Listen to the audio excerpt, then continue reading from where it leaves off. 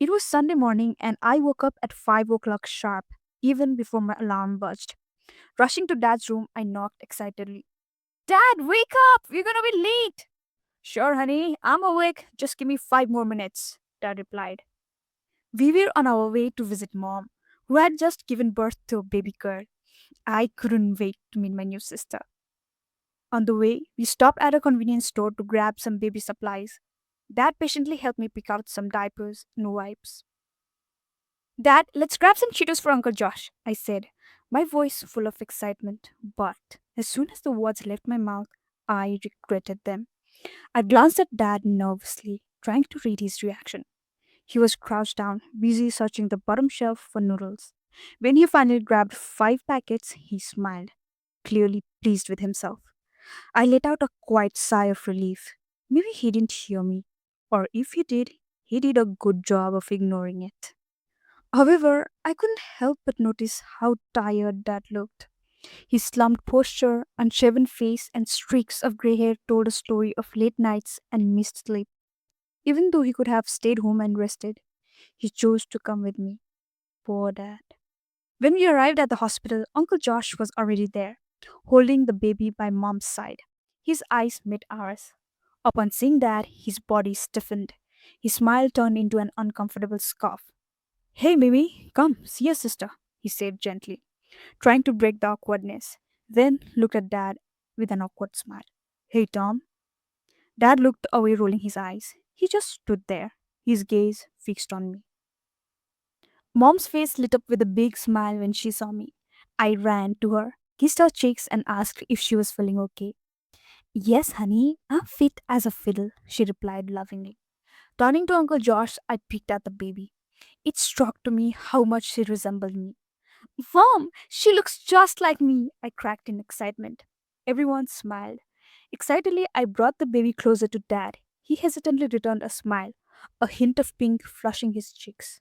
It dawned on me then how awkward this situation must have been for him. Seeing his ex wife with his best friend, and now a newborn baby. I couldn't imagine how difficult it must have been for him to be there, all for my sake. The silence in the room grew heavy. Wanting to lighten the mood, I turned to Dad with a cheerful smile. Dad, can you pick me up later this afternoon? Of course, darling, he replied. Just let me know and I'll be here. With a kiss on the forehead, he excused himself and left. The atmosphere seemed to shift after he left. Uncle Josh, who seemed tense while Dad was there, visibly relaxed and began engaging in conversation. I've known Uncle Josh since I was a kid, and he's always been my favorite. He was my refuge when things weren't good at home. Mom and Dad would have blowouts, and I used to escape to Uncle Josh's house for days at a time. Since he lived just a few streets away, his house became my sanctuary. Uncle Josh had been Dad's best friend since childhood, and Mom only met him after she married Dad. Last year, when I turned 14, Dad and Mom got divorced. Dad was swamped with work and barely had time for us, and Mom was at her wits' end. After a couple of huge arguments, she decided to divorce Dad. It was clear that Mom had been close to Uncle Josh during this difficult time. So, after leaving Dad, she moved in with Uncle Josh. It was a bit complicated. Dad was heartbroken to see his best friend seemingly responsible for their separation. At least, that's what he thought. Therefore, he hated them both. I chose to stay with Dad, even though Mom tried to convince me to go with her. I knew Dad didn't have much time for us, but I never hated him. I knew he loved us. That didn't mean I hated Mom. In fact, I was okay with their separation because it meant a more peaceful home environment. This way, I could still have a loving relationship with both of them. And of course, I still loved Uncle Josh. Maybe I was too young to fully understand the concept of betrayal, but since Uncle Josh took care of Mom's happiness, I was happy. Fast forward to today, it's been 9 months since they got together. Yesterday, Mom gave birth to a healthy baby girl, and I'm over the moon to be a big sister. I held my baby sister in my arms for the last time before leaving. I noticed she had the same birthmark on her neck as me. She was absolutely beautiful. Since Mom was getting discharged the next day, I promised to visit her and left with Dad, who had come to pick me up. Dad, is it okay if I come by myself tomorrow? Mom's getting discharged and I want to be with her. Sure, let's talk to her obstetrician then. We'll get her the essentials on the way. You give it to her tomorrow. I was taken aback with his compassion. He was definitely hurt. Despite that, he was worried. I felt a mixture of surprise and a growing respect which I couldn't put into words exactly. But Dad, don't we need an appointment to talk to an obstetrician? Dad smirked. He simply knocked on the door where the nameplate was visible. Dr. Sarah. Come in, the voice said. Dad pushed the door open and his demeanor changed. Hey, beautiful, he said. The woman stood in excitement, pushing the chair behind her. Hey, Tommy, she said, embracing him in a long, tight hug. How have you been? She asked, putting her hands into Dad's arm. Oh, everything's great, Dad said, trying to sound gruff. I cringed. Was he trying to impress her? He turned around and finally introduced me to her. Mimi, this is Sarah, a very good friend from college. Oh, that makes sense. We shook hands. You're a big girl now, Sarah. You've got your mom's eyes, she said. I smiled. Do you know that I was the one who helped your mom bring you to this world? I mean, I was her obstetrician back then too, she continued. Oh, it's nice to see you, I said. She smiled. Okay, guys, please have a sit. Oh, no, it's alright.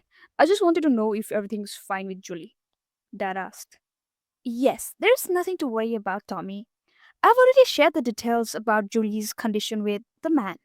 I suppose her husband, she said, turning away from Dad.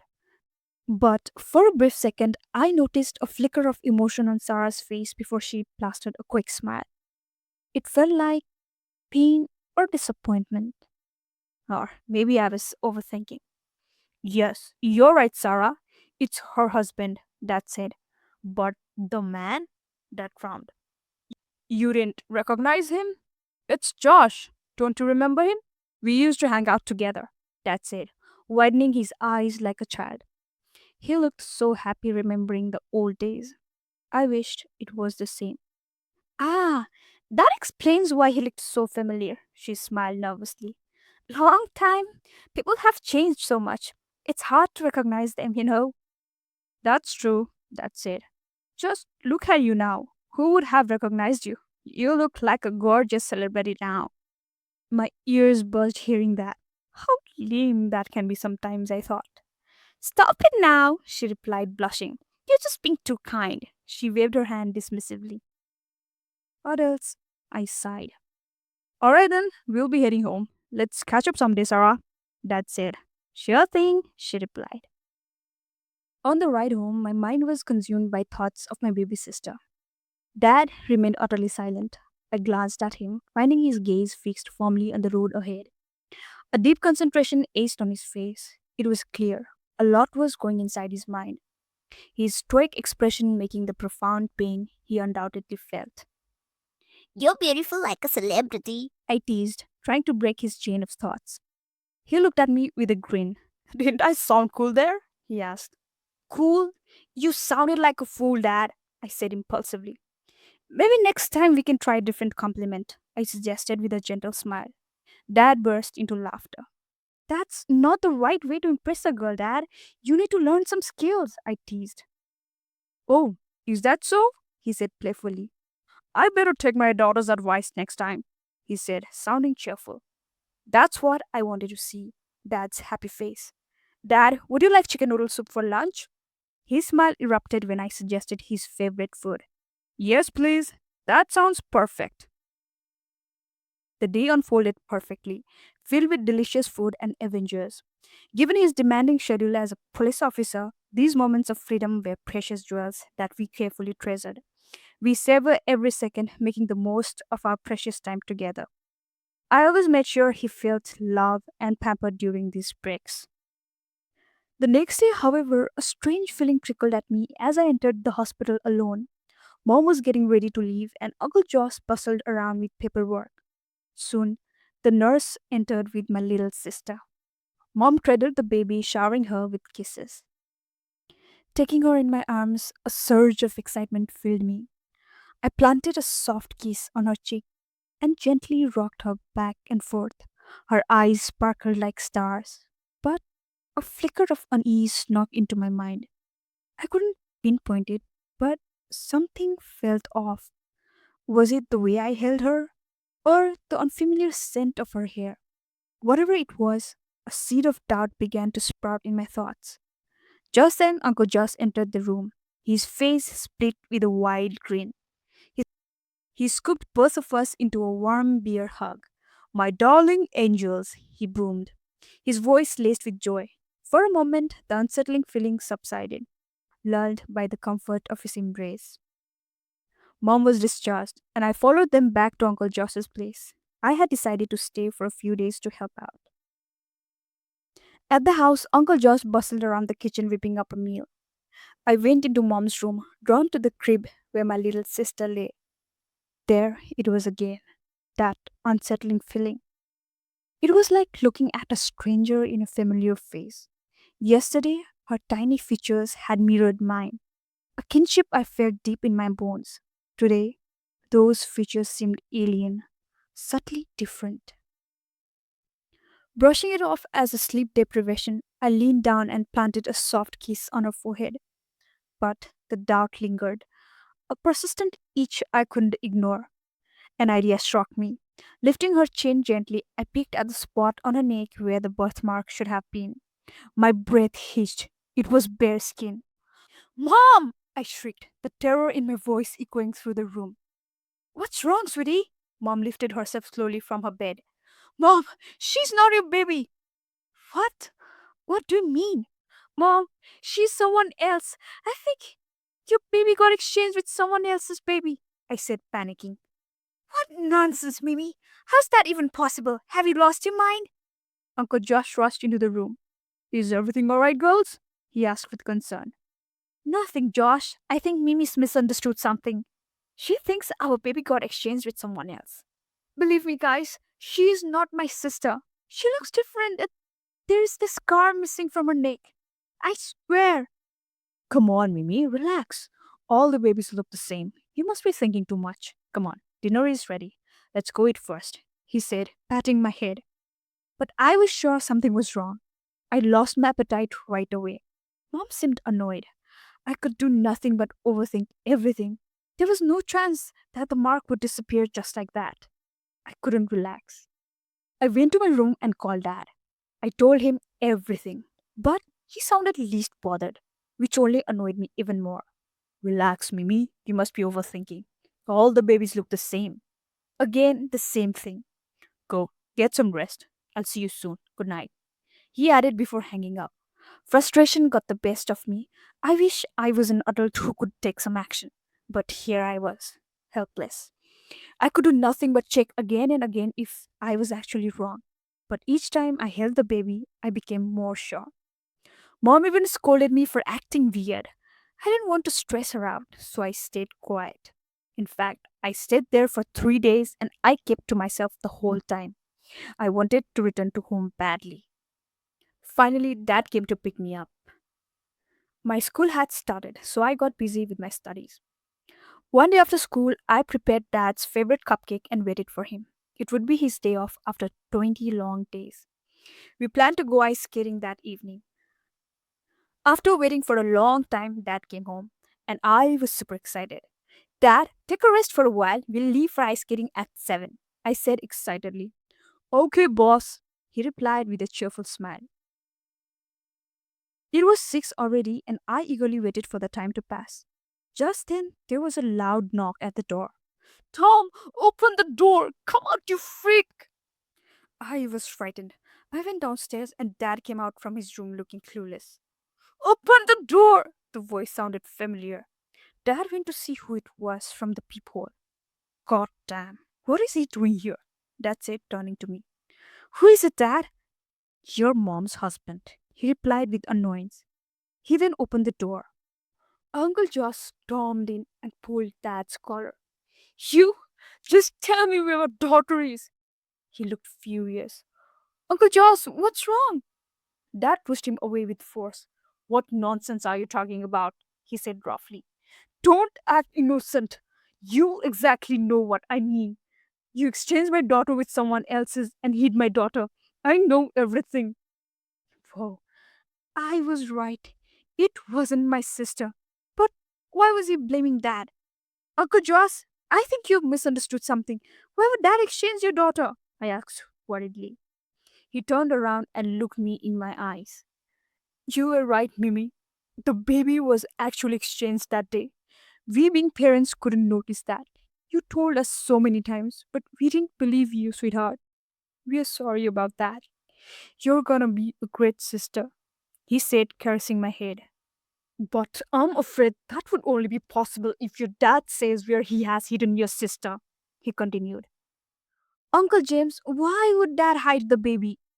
I went beside Dad and held his hand. Dad, what is he talking about? God knows. He lost his mind. Dad said, looking into his eyes. Look, Tom, I know you hate me, and I know that there's nothing that can fix the feeling you have for me. But I request you, please, give back my baby. You're right. I hate you, and nothing can change that. And I also think that you have lost your mind. Why would I hide your baby? Don't act innocent, Tom. I know it's you. A woman came to our house this morning saying that we had taken her baby. She told me that she had lost her baby the day we were discharged, and she had been searching for her baby since then. She came to know that the nurse mistakenly gave her baby to us, as seen in the CCTV footage. Did the footage show that I took your baby? Dad asked bluntly. No, that's why I'm here. It really didn't capture my baby girl being taken away. Who else could do such a thing? You have the capability to tamper with the security cameras. Why else wouldn't there be any footage of my daughter being taken away? And then I found out that you did the DNA test with my baby girl the same day you dropped Mimi at the hospital. You didn't return home immediately. And the next day, you were at the hospital again before we got discharged. Why did you come without letting anyone know? Doesn't that make everything clear? Said Uncle Josh. Please, just tell me where she is. Well, first of all, you are mad. Secondly, the test doesn't prove that I stole your baby. That countered. In fact, it highlights your accusations without any evidence. Making such claims is dangerous. You know that, right? Look, he continued, his voice laced with anger. I have nothing to do with your daughter. Yes, I did get a DNA test done. Your wife is 9 months pregnant, and we'd been separated for the same period. There was a possibility it could be my child, but the results are clear. It's yours. Seems like a lot had happened behind my back. You and your wife. You were seeing each other all along, weren't you? After seeing the report, I left. I didn't do anything with your child. Why don't you go to the police instead of creating a scene here? I don't want to spoil the little time I get with my daughter. So please leave. Dad said rudely. Uncle Joss, who had come with such rage for a reason, looked convinced that Dad had nothing to do with his daughter missing. He stood with a hunchback and left without a word. Dad, can't we help find the baby? Can't you do something? I asked. No, Mimi. I'm not interested in any of their matters. Let them handle it themselves. But Dad, she is my sister. Please do something. You're the police. Please. I'll be very sad if something happens to my sister. Dad was not convinced. Get ready. We'll be late for the ice skating, he said. No, Dad. How can I have a great time when my sister is somewhere out there in trouble? Do as you like. Don't drag me into this matter any further, he said, going back to his room. Millions of thoughts kept me awake until late. Did Dad actually do something? How come he looks so unbothered? No way. How can I even think like that? I tried brushing the thoughts away. I was drifting off to sleep, but then a weird sound startled me. I listened carefully to where the rustling noise was coming from. I wanted to turn on the light, but just then I heard a weird noise downstairs. I tiptoed and slowly opened my door, peeking through downstairs. It was Dad. What was he doing at this late hour? It was weird seeing him awake. He's someone who doesn't let go of his time to rest. It was strange. I was about to call him when I saw another figure with Dad. I had never seen that person before. They talked in hushed voice. Dad gave him something in a file and the man left. I stood there frozen. I didn't want to think about that, but does that really have something to do with my missing sister?